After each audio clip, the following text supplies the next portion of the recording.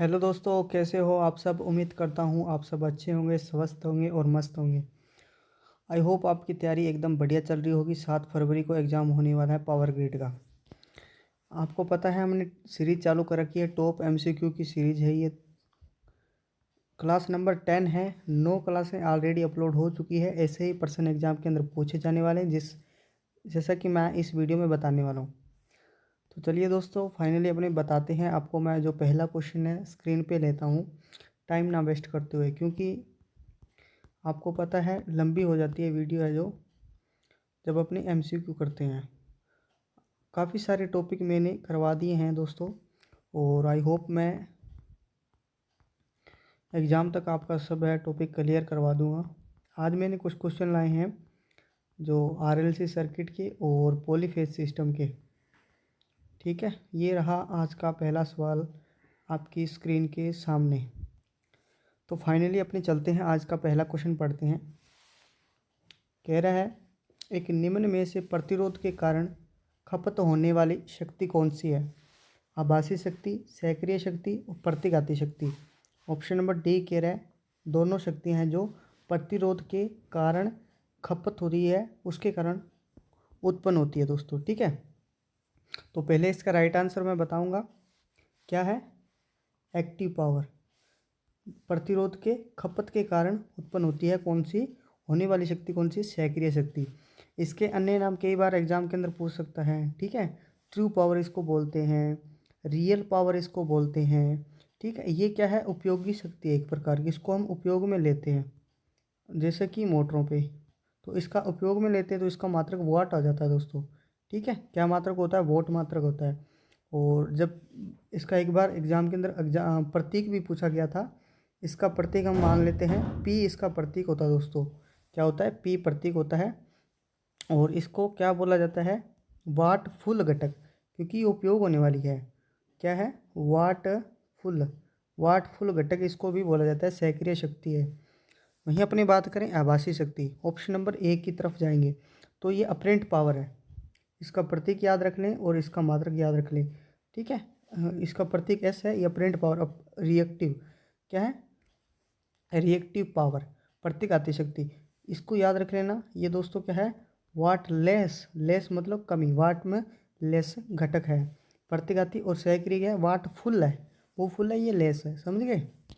तो फाइनली आपको पहला क्वेश्चन समझ आ गया होगा। इतनी सारी चीज़ें मैंने आपको बता दी है। देखो क्वेश्चन आज मैंने न्यूमेरिकल भी लाए हैं, क्योंकि आरएलसी सर्किट है। आरएलसी सीरीज, आरएलसी समांतर, आरएल समांतर, आरएल श्रेणी। ठीक है, इसके न्यूमेरिकल बहुत ज़्यादा बनते हैं दोस्तों, जितना चाहो आप कम है न्यूमेरिकल। तो एक बार प्रैक्टिस जरूर करना, न्यूमेरिकल ऐसे एग्जाम के अंदर पूछे जा सकते हैं। इन टॉपिक पे थोड़ा सा अगर आपका ध्यान नहीं है तो उसकी तरफ थोड़ा ध्यान करना, क्योंकि ये एग्ज़ाम की दृष्टि से एक महत्वपूर्ण टॉपिक रहता है हर कंपटीशन एग्ज़ाम के लिए। पावर ग्रिड की ना बात करके मैं सभी कंपटीशन लेवल की बात कर रहा हूँ, क्योंकि अगर एग्जामिनर का ध्यान इस टॉपिक पर गया तो ज़रूर 100% श्योर है कि वो इस टॉपिक में से एक क्वेश्चन आपको देगा ही देगा। आपको पता है कि आपके एग्ज़ाम में टेक्निकल लेवल के 120 एमसीक्यू आने वाले हैं। तो दोस्तों हर टॉपिक से 2-2, 3-3 एमसीक्यू उठाएगा तो भी क्वेश्चन पड़ेगा ही पड़ेगा। ठीक है, तो चैनल पर पहली बार विजिट करें तो सब्सक्राइब जरूर कर लें यार, साथ ही बेल आइकन को प्रेस कर लें, लाइक को दबा दें। लाइक की शेयर से हमारा मोटिवेशन बढ़ता है दोस्तों। अभी देखो प्रीवियस ईयर कल वीडियो अपलोड की थी, उसमें बहुत आपने कंजूसी की है, तो कंजूसी मत किया करो दोस्तों। क्या होता है, एक बटन ही तो दबाना है। देखो क्वेश्चन नंबर 2, एक आरएलसी समांतर परिपथ में सप्लाई करंट व प्रतिरोध करंट के संबंध में क्या संबंध होता है? लीडिंग होती है, लैगिंग होती है, इक्वल होती है, यूनिटी होती है। अब देखो मेरे दोस्त, कल एक कमेंट भी आया था कि आप इंग्लिश में प्रोवाइड करवाओ क्वेश्चन। देखो मेरे दोस्त, टाइम का थोड़ा इश्यू रहता है, इसीलिए मैं इंग्लिश में प्रोवाइड। अब ये हिंदी में बहुत मुश्किल से लिखा जाता है दोस्तों, टाइप करना बहुत हार्ड होता है। अब समय की थोड़ी इशू अभाव रहता है थोड़ा सा। देखो मैं वैसे बता देता हूँ। आरसी पैरेलल सर्किट के अंदर जो सप्लाई करंट है वो रजिस्टर करंट के बीच में संबंध के साथ, अगर ऐसा क्वेश्चन एग्जाम के अंदर आए संबंध वाला, तो आप सबसे पहले उस क्वेश्चन के जो ग्राफ है उसकी तरफ जाओगे, जो वेक्टर ग्राफ बनता है दोस्तों। ठीक है, अगर आपको ऐसा क्वेश्चन आए तो आप जब वेक्टर ग्राफ आपको याद होगा तभी आप उस क्वेश्चन को हल कर पाओगे। देखो क्या कौन सा सर्किट है यहाँ पे, एक बार आरसी सर्किट है, ठीक है। आरसी सर्किट समांतर है। समांतर में क्या बराबर होता है दोस्तों, समांतर में वोल्टेज बराबर होता है, ठीक है, जो कि सप्लाई वोल्टेज, लाइन वोल्टेज और कैपेसिटर की वोल्टेज, ये तीनों वोल्टेज बराबर होगी इस लाइन पर 0 डिग्री पे, समझ गए। अब देखो इस डिग्री पे 0 बराबर होगी तो समांतर सर्किट के अंदर क्या होता है दोस्तों, समांतर सर्किट के अंदर वोल्टेज बराबर होती है, इसीलिए इसको आधार मानते हैं 0, ठीक है। और ये दरअसल इसको संदर्भ बोला जाता है, संदर्भ राशि होती है ये। सप्लाई वोल्टेज, इंडक्टर की वोल्टेज, कैपेसिटर की वोल्टेज तीनों बराबर होती है इस लाइन पर, ठीक है। ये थोड़ा सा सिंबल छोटा बनेगा, इसीलिए मैं थोड़ी सी जगह चाहता हूँ। इस क्वेश्चन को बाद में एक बार मैं पूरा स्क्रीन पे आपको समझाता हूँ अच्छी तरीके से। एक बार दिमाग में घुस गया दोस्तों, बाहर निकल नहीं पाएगा बाद में। देखो V क्या है, सप्लाई की वोल्टेज, और दोस्तों क्या है, VR दे रखा है वोल्टेज, ये किसकी है, कैपेसिटर की। ये रजिस्टर की वोल्टेज, कैपेसिटर की वोल्टेज, सप्लाई वोल्टेज तीनों बराबर होती है समांतर सर्किट के अंदर। ये तीनों बराबर हो जाती है तो यहाँ पे अपने पास एक मान आता है जो जो इनके बराबर होता है। सॉरी, ये डॉट यहाँ बनना था, इसके ऊपर बिल्कुल लाइन के ऊपर बनना था, जिसको IR से दर्शाते हैं, ठीक है। ये क्या है, कौन सी धारा है, ये प्रतिरोध की धारा है, ठीक है। और यहाँ पे आप सभी को पता है कि क्या पता है कि कैपेसिटर में हमेशा क्या होती है, धारा आगे होती है, ठीक है। धारा आगे होती है कैपेसिटर के अंदर, वोल्टेज पीछे होती है। और इंडक्टर की बात करूँ मैं, क्या इंडक्टर की मैं बात करूँ तो इसका विपरीत होता है, ठीक है। यहाँ पे बनेगा ये सिंबल, तो यहाँ पे जो इस वाली लाइन को मिलाती है रेखा, उसको बोलते हैं सप्लाई करंट। समझ में आ गई बात, ठीक है। इन दोनों को मिलाने वाली रेखा क्या कहलाती है, सप्लाई करंट कहलाती है। अब देखो इसमें से अनेक क्वेश्चन बन सकते हैं, अनेक कैसे कि VR एक RC समांतर, ARC एक RC समांतर सर्किट में VR और V के संबंध में उनके बीच कितना संबंध है, कितने डिग्री का संबंध है, 0 डिग्री, इनके बीच में पूछ ले तो 0 डिग्री, ठीक है। कैसे भी क्वेश्चन, अनंत क्वेश्चन बन सकते हैं इसके अंदर, ठीक है। यहाँ से देखो तो IL और VR के बीच में पूछे तो 290 डिग्री, ठीक है। अब अपने को बेसिकली क्या पूछ रखा है इसके अंदर, मैं आपको दिखाना चाहता हूँ। सॉरी, इसके अंदर कलर चेंज हो गया, कलर कौन सा करें, ई रेड वाला ले लेते हैं। अपने को माय डियर क्वेश्चन पूछ रखा है कि I और IR के बीच में संबंध, ठीक है। इन दो धाराओं के बीच में अपने को संबंध पूछ रखा है। तो दोस्तों पहले कौन सी थी, पहले सप्लाई धारा पूछ रखी है।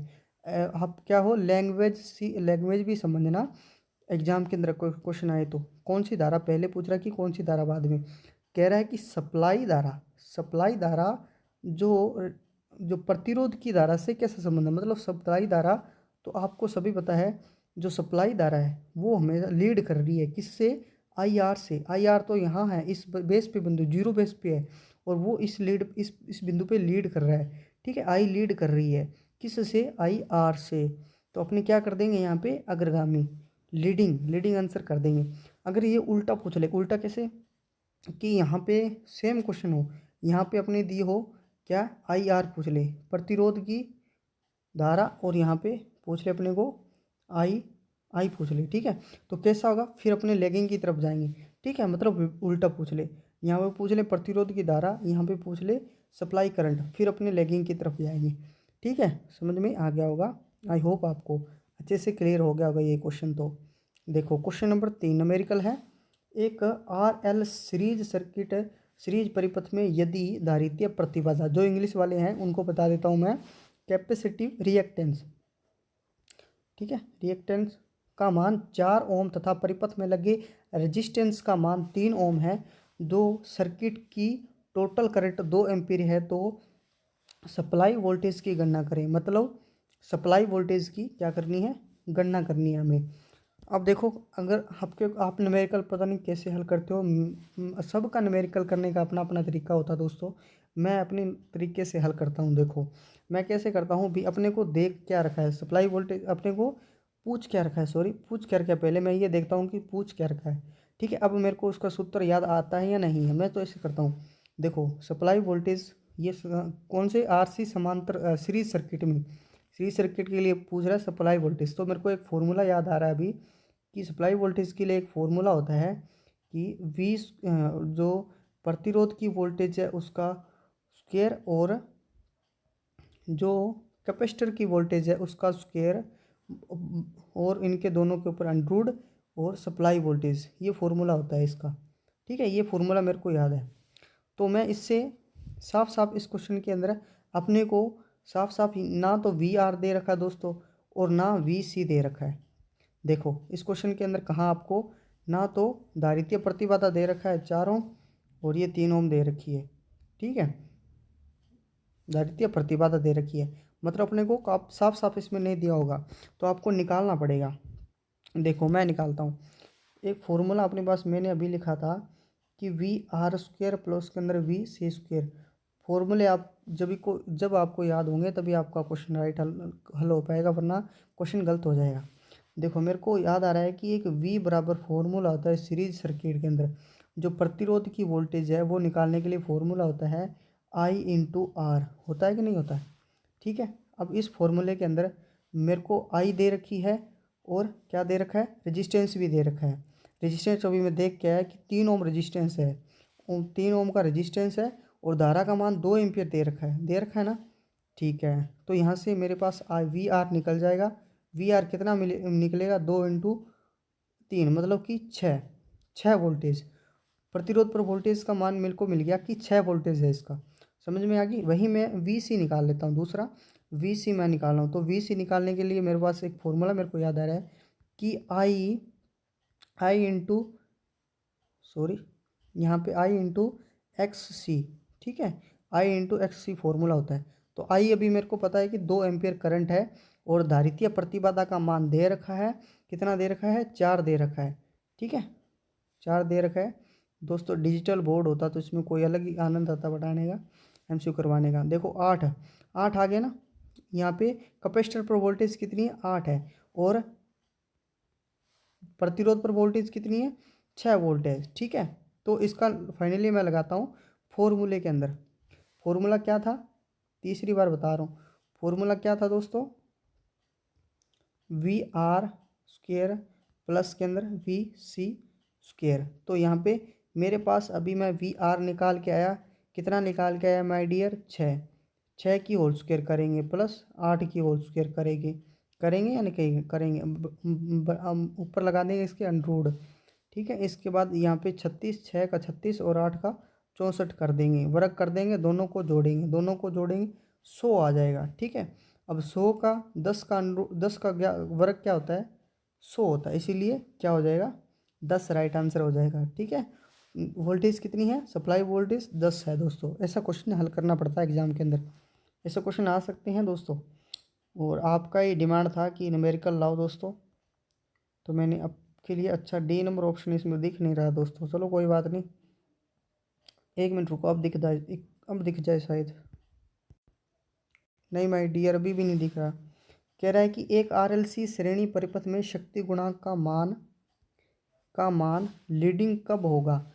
आरएलसी सीरीज सर्किट है, हमेशा आपने दोस्तों एक बात रट रखी है कि जब एक्स एल का मान कम और एक्स सी का मान ज़्यादा हो, जब पावर फैक्टर का मान लीडिंग होगा। एक बात रट रखी है, नहीं माय डियर, वो हमेशा R L C series circuit के लिए लागू होगा, ना कि आर एल सी समांतर के लिए अलग हो जाएगा। उसका कारण है दोस्तों धाराएं बदल जाती है समांतर में वोल्टेज समान रहती है, इसके अंदर वोल्टेज समान रहती है, इसके अंदर धाराएं समान होती है। ठीक है, श्रेणी सर्किट के अंदर करंट हमेशा समान होती है या नहीं होती, इसीलिए इसके अंदर एक्स सी का मान हमेशा ज़्यादा हो तो पावर फैक्टर लीडिंग होगा। ठीक है, कन्फर्म।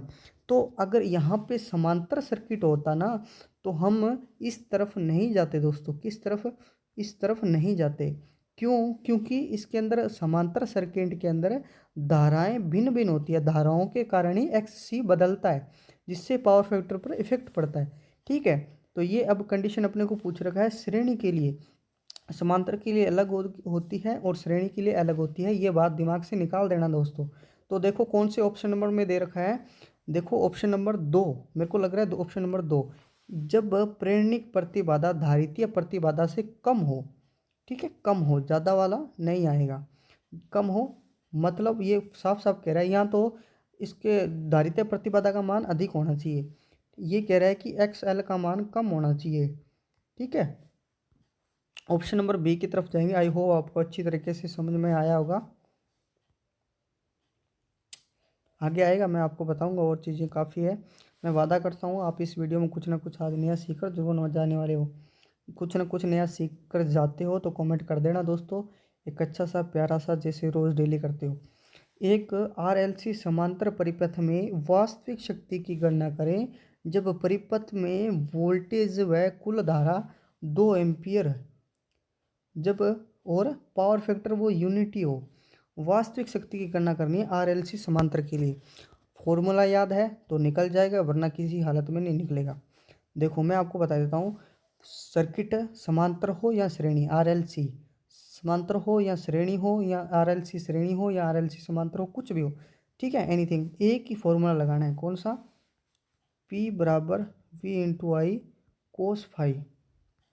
समझ गए बात को, ये फॉर्मूला लगाना है। तो इसके अंदर पावर फैक्टर तो दे रखा है मेरे को यूनिटी, तो इसको मैं इस फॉर्मूले में नहीं लूँगा। बचा मेरे पास P इंटू आई, पी मेरे वोल्टेज मेरे को दे रखी है 400 इंटू मेरे को धारा दे रखी है 2 एम्पियर। तो कैलकुलेशन करूँगा मैं, कितनी आ जाएगी, 800 वाट आ जाएगी। ए नंबर ऑप्शन की तरफ जाऊँगा मैं कि वास्तविक शक्ति कितनी होगी, कितनी होगी, 800। यहीं पे मैं आभासी शक्ति की बात करूँ तो आभासी शक्ति भी सेम होगी। क्यों होगी सेम, क्योंकि आभासी शक्ति बराबर क्या होता है, V इंटू आई होता है, उस पावर फैक्टर नहीं लगता उसके, ठीक है, कोस फाई नहीं लगता, आभासी जो आभासी शक्ति होती है, ठीक है। प्रतिघाती शक्ति क्या होती है, क्या होती है, Q बराबर, एक बार रिवीजन करवा देता हूँ फॉर्मूले का, वी आई बराबर साइन फाई। ठीक है, आई होप आप क्लियरली समझ गए होंगे। देखो क्वेश्चन नंबर 6, क्वेश्चन नंबर 6 क्या कह रहे हैं कि एक आरएलसी समांतर परिपथ में कैपेसिटर की धारा व इंडक्टर की धारा में कैसा संबंध होगा, कैसा संबंध होगा, 90 डिग्री, 180 डिग्री, 0 डिग्री, 0 से 90 डिग्री। ऐसा क्वेश्चन आएगा तो क्या करोगे, पहले जो सर्किट दे रखा है उस सर्किट का वेक्टर डायग्राम बनाओगे, फिर क्वेश्चन हल हो पाएगा, वरना क्वेश्चन गलत कर दोगे जल्दबाजी में। देखो आरएलसी समांतर परिपथ है, पूछा गया है कैपेसिटर की धारा और इंडक्टर की धारा, समांतर सर्किट है। देखो बनाते हैं अपने इसका डायग्राम, क्या बनता है, यहाँ पे इसको कर देते हैं। देखो आरएलसी क्या है, समांतर सर्किट है, तो आरएलसी समांतर सर्किट यूँ बनता है, देखो बन गया ना, इसको मैं थोड़ा सा कम कर देता हूँ।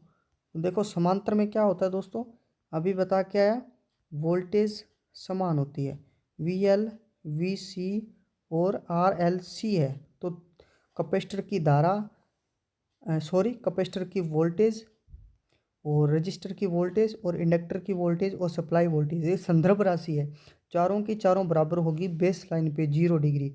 ठीक है, तो यहाँ पे अपने अभी क्या रखा था, जो राशि पीछे रख किया है, आई आर, ये यहाँ होगी, ठीक है, आई आर यहाँ होगी, और आई क्या है, आई सी, धारा आगे चलती है किसके अंदर, किसके अंदर आगे चलती है, कैपेसिटर के अंदर, वहीं धारा कैपेसिटर के अंदर आगे चलती है, तो वोल्टेज किस में आगे चलती है, किस में आगे चलती है, इंडक्टर के अंदर, इंडक्टर के अंदर वोल्टेज आगे हो गई तो धारा पीछे हो जाएगी, ठीक है, और ये है कैपेसिटर की धारा। समझ गए बात को।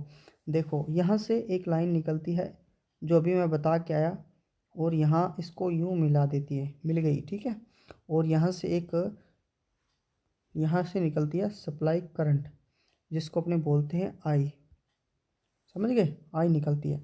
अब देखो क्वेश्चन कैसे भी पूछ सकता है, अपने को क्वेश्चन दिया है इसमें, सप्लाई जो कैपेसिटर की धारा है और इंडक्टर की धारा, कैपेसिटर की धारा और इंडक्टर, कलर कौन सा लूँ माय डियर, कौन सा लूँ, ग्रीन वाला ले लेता हूँ, ओके।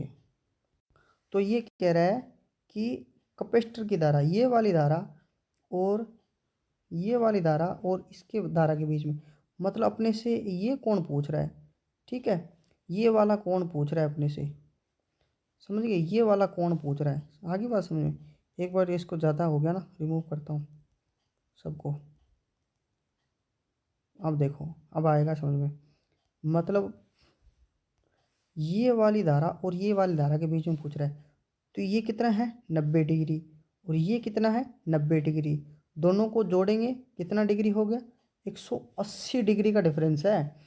कैपेसिटर की धारा और इंडक्टर की धारा के बीच में 180 डिग्री का डिफरेंस है। देखो इसमें बहुत सारे क्वेश्चन बनते हैं दोस्तों, कई बार एग्जाम के अंदर पूछ लेता है। सॉरी ये स्क्रीनशॉट लिया गया, चलो कोई बात नहीं। अब देखो इसके अंदर यहाँ क्या थी, अपनी सप्लाई वोल्टेज थी ना, हाँ सप्लाई धारा थी, सॉरी कभी कभार ऐसे वर्ड निकल जाते हैं, पर आप इसको इग्नोर किया करो। आई यहाँ है, आई यहाँ है, तो आई और आई आर के मध्य पूछ सकता है, आई और आई सी के मध्य पूछ सकता है, वी और वी सी और आई सी के मध्य पूछ सकता है, और वी आर के मध्य पूछ सकता है, वी और वी एल के मध्य पूछ सकता है। यहाँ पे तो 0 डिग्री ही होगा, इसके साथ 90 डिग्री होगा, इसके साथ भी यहाँ पे 90 डिग्री होगा। ये लीड करेगा और ये लैग करेगा, ठीक है, ये भी लैग करेगा इससे, समझ गए बात को। और आई सी क्या है, इससे क्या है 90 डिग्री पर है, तो अपने किस तरफ जाएंगे फिर 180 डिग्री। आई होप क्लियरली समझ में आ गया होगा। अच्छा क्वेश्चन है दोस्तों, इसको पढ़कर जाइएगा जरूर, आरएलसी सीरीज, क्योंकि इसके अंदर क्वेश्चन आ चुका है, समांतर के अंदर आया था।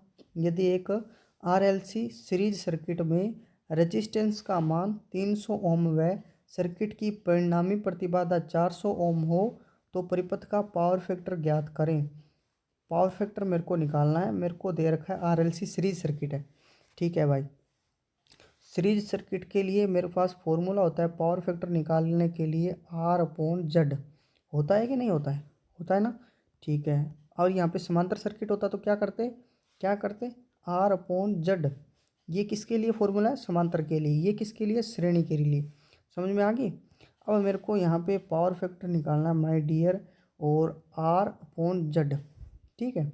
यहाँ पे मेरे को दे रखा है प्रतिरोध का मान दे रखा है, प्रतिरोध का मान दे रखा है, और परिणामी प्रतिबाधा दे रखी है, ना कि इम्पीडेंस। प्रतिबाधा का मान नहीं दे रखा, टोटल प्रतिबाधा का मेरे को मान दे रखा है 400 ओम। तो मेरे को जड़ निकालना पड़ेगा कहीं से कहीं, 300 मैं यहाँ रख दूंगा, अगर जड़ मेरे पास आ जाए तो पावर फैक्टर का मान निकल जाएगा, ठीक है, निकल जाएगा, नहीं निकल जाएगा, निकल जाएगा ना।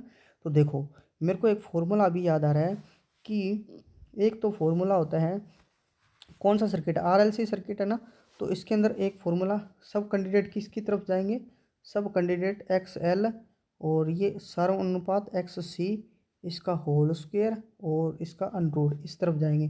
पर माय डियर इसको नहीं अभी यूज़ में करना है, क्योंकि अपने को क्या दे रखी है, परिणामी प्रतिबाधा दी हुई है, ये है क्या है, एल सी इंडक्टिव की प्रतिबाधा, ये है कैपेसिटिव रिएक्टेंस प्रतिबाधा, ठीक है, इम्पीडेंस।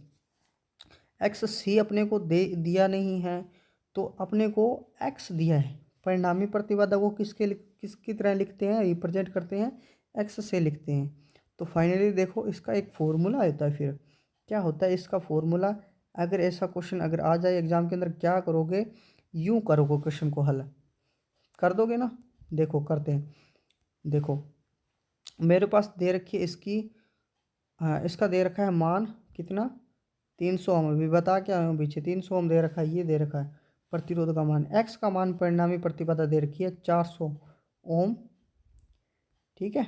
तो इसका करते हैं कैलकुलेशन, मतलब फाइनली मेरे पास क्या आ गया, अनरूट के अंदर 300 होल स्क्वायर प्लस के अंदर 400 होल स्क्वायर आ गया। जड बराबर, मैं जड निकाल रहा हूँ, अभी पावर फैक्टर नहीं निकला है।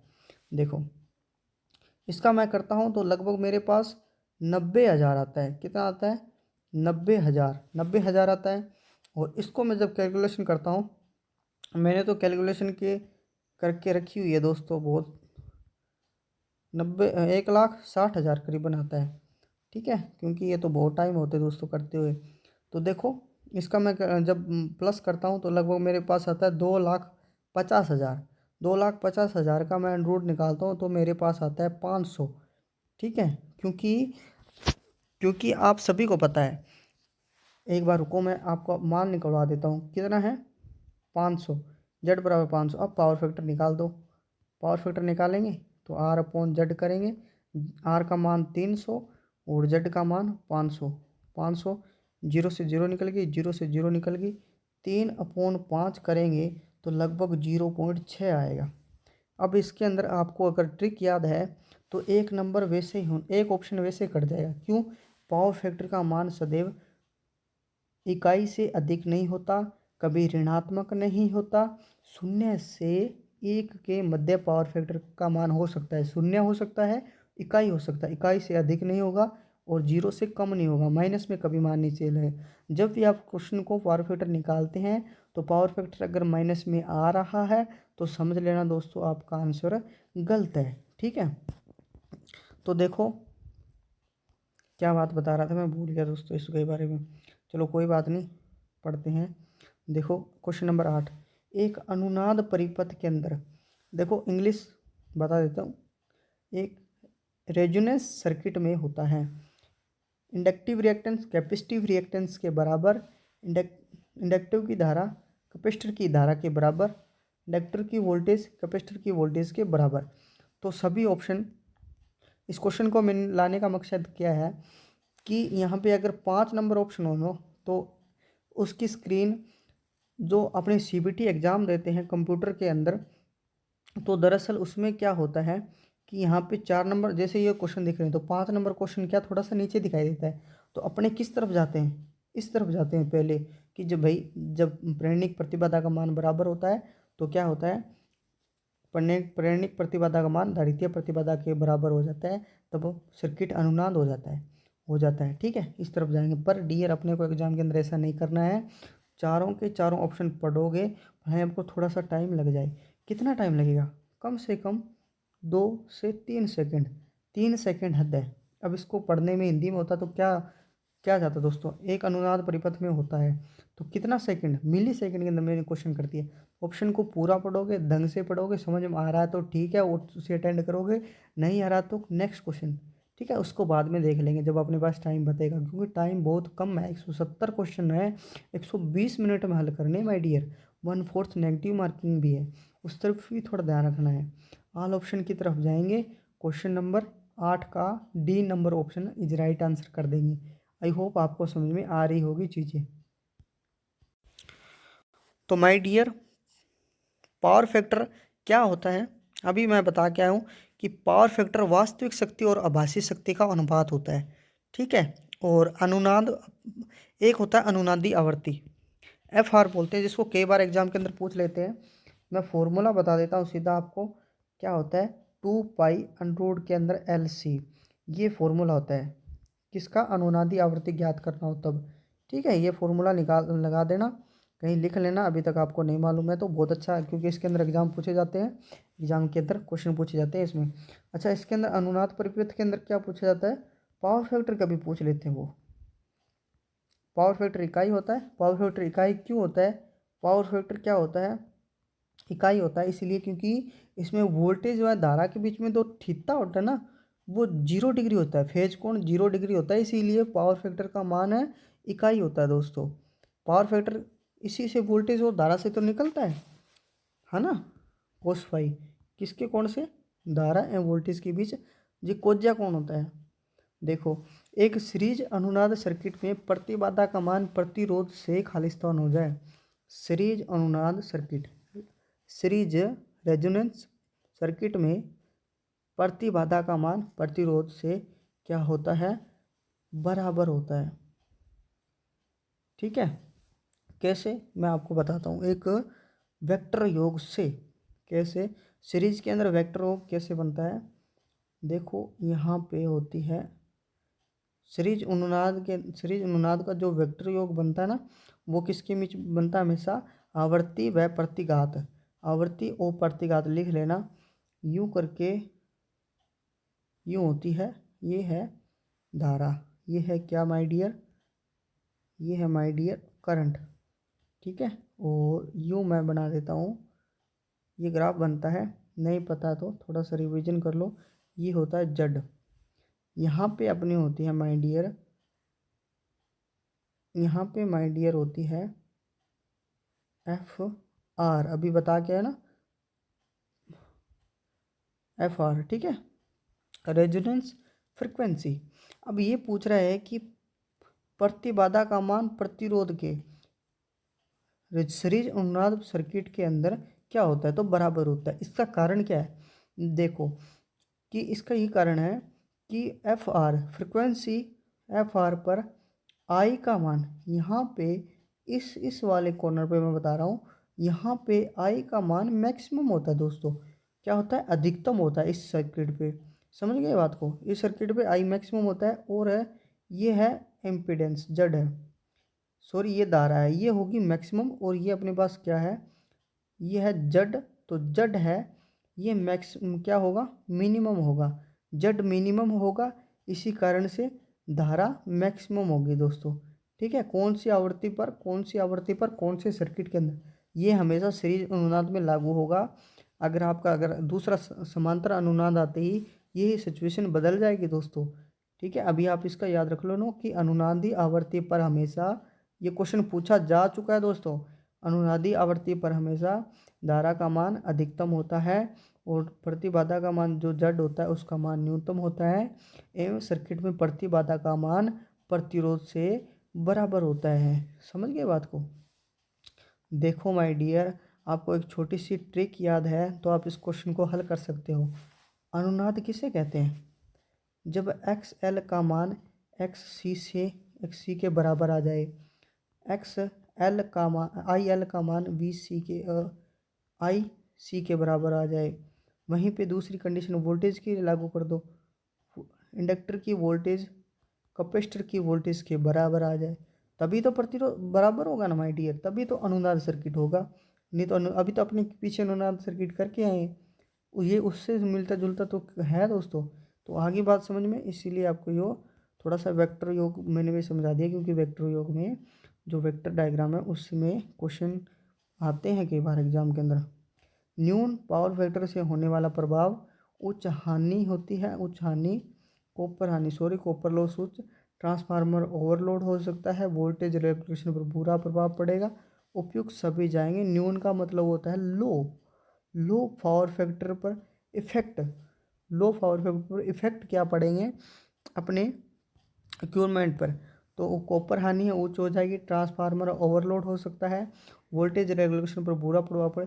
ट्रांसफार्मर एक होता है ट्रांसमिशन लाइनें, ट्रांसफार्मर एवं ट्रांसमिशन लाइन में भी ओवरलोड हो जाती है। ठीक है, इसकी ये इफेक्ट है, इसीलिए तो दोस्तों इस पावर फैक्टर को हमेशा सुधारा जाता है।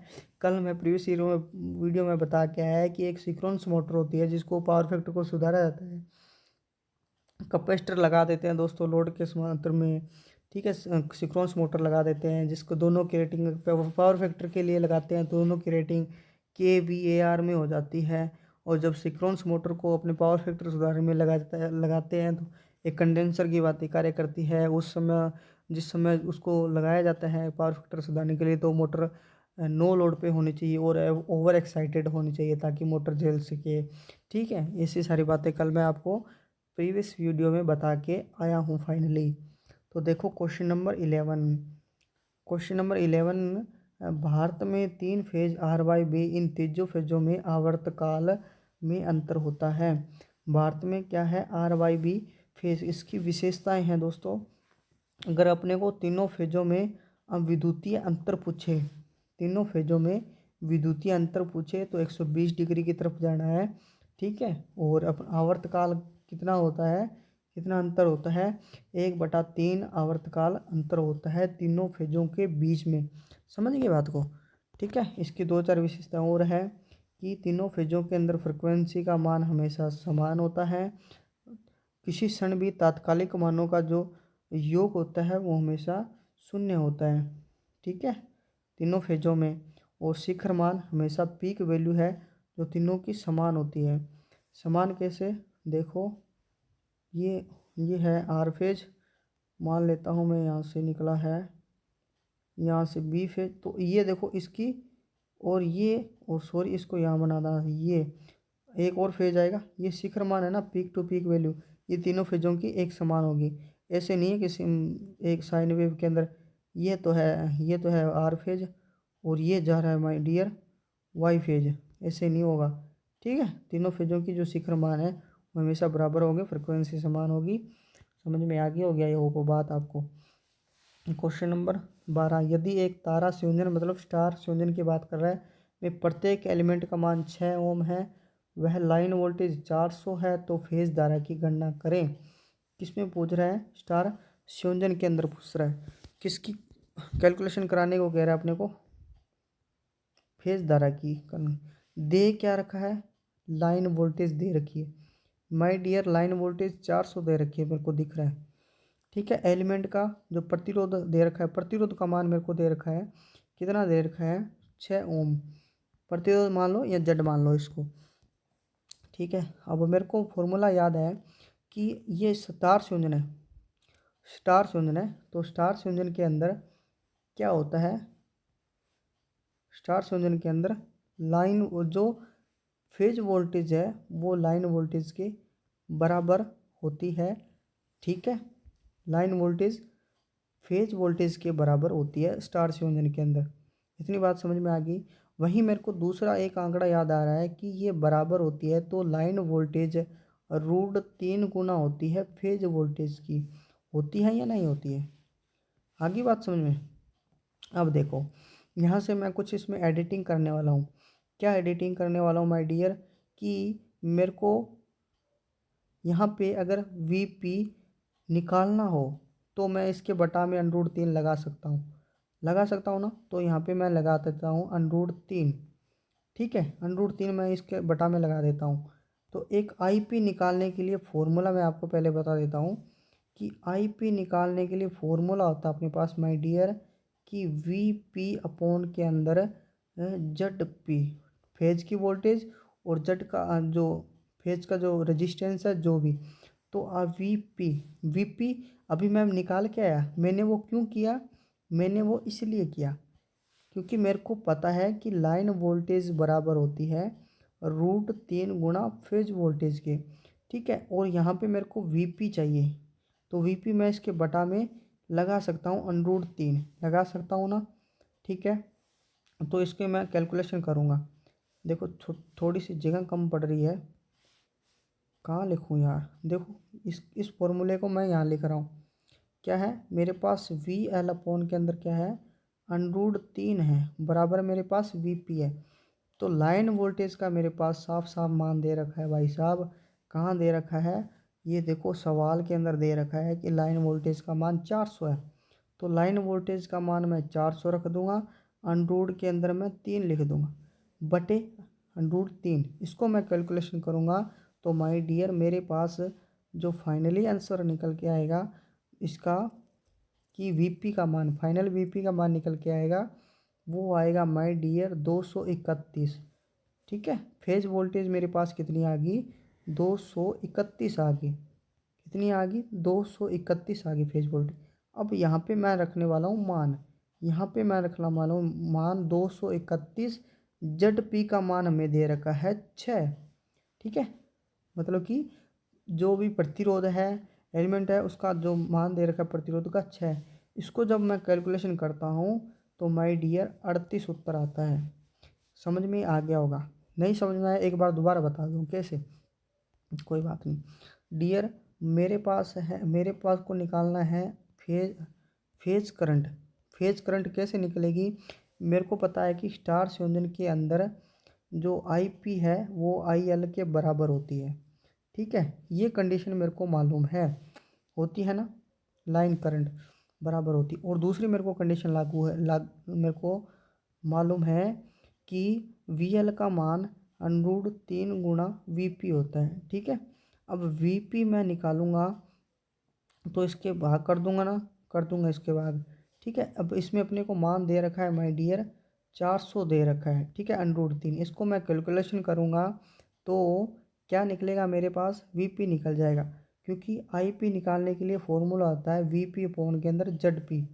ठीक है, मेरे पास वीपी निकल जाएगा, जेड पी दिया हुआ है, तो फाइनली मेरे पास जो आईपी है, जो जो फेज की करंट है उसका मान निकल जाएगा। यहाँ से निकाला तो 231/6 किया, तो फाइनली मेरे पास उत्तर आया 38.5 एम्पियर।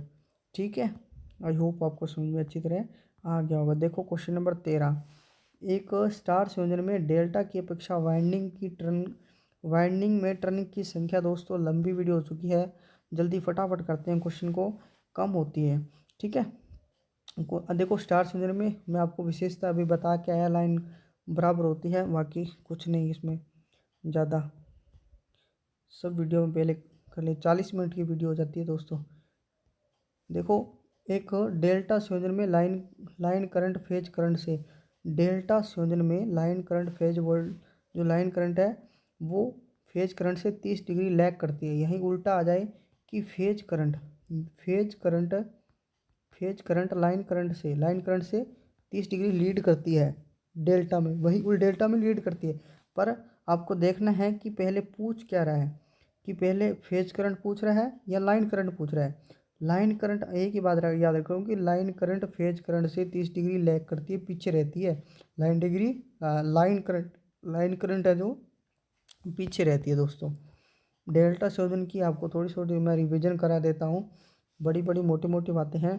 तो उसके अंदर क्या समान थी, वोल्टेज धारा समान थी, तो इसके अंदर क्या समान होगी माय डियर, वोल्टेज समान होगी। वहीं पे धाराओं में क्या होगा, फिर क्या होगा माय डियर, ये होगा।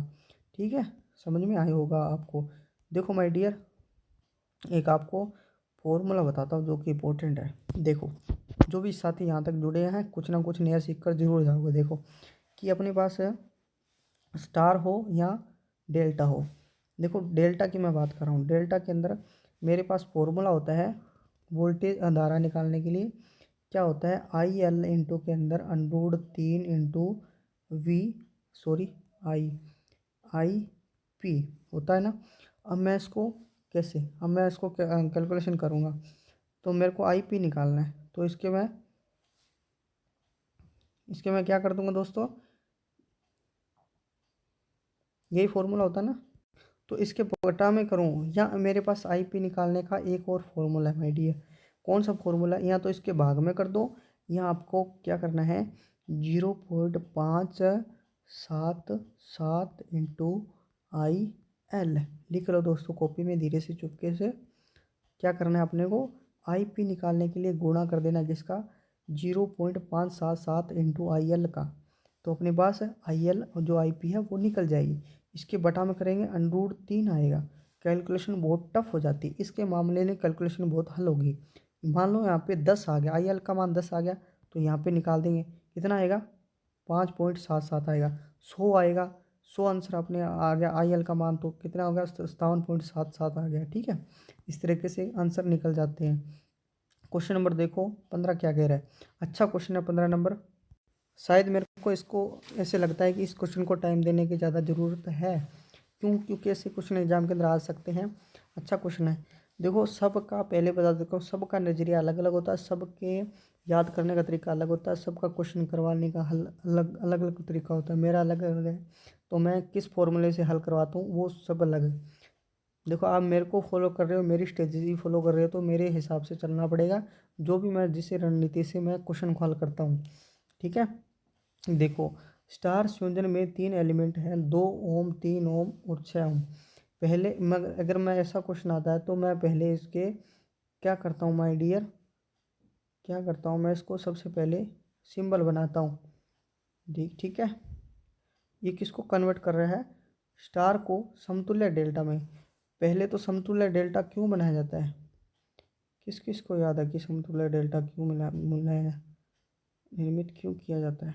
देखो अब मैं फाइनली इसका नामकरण करता हूँ। कैसे, ये है रेजिस्टेंस मेरे पास R12, ये है रेजिस्टेंस आर यू, क्योंकि मैं इसको मानता हूँ ए नंबर भुजा, ये मेरी 3 नंबर भुजा, 2 नंबर भुजा, ये मेरी 3 नंबर भुजा। इसी तरीके से मैं इसको लिखता हूँ कि मेरी 1 नंबर भुजा, ये मेरी 2 नंबर भुजा, ये मेरी 3 नंबर।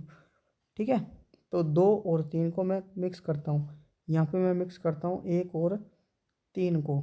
ठीक है, और यहाँ पे मेरे पास फाइनली आता है R1 और R2 और R3।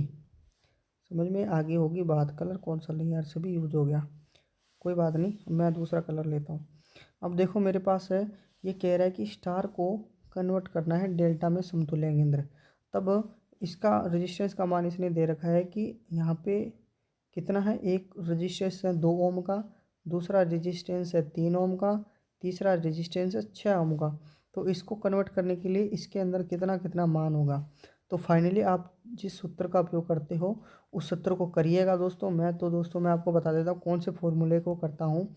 देखो मैंने कहा यह बनाया था डेल्टा, जहाँ पे मैंने लिखा था R12 और R23 और R13, ठीक है। तो मैं पहले बेसिकली इस वाली भुजा को लूँगा, इस वाली भुजा का मान निकालूंगा कि R12 बराबर, देखो फॉर्मूला मेरे पास बनता है R1 इंटू, देखो बहुत बड़ी स्क्रीन चाहिएगी यार।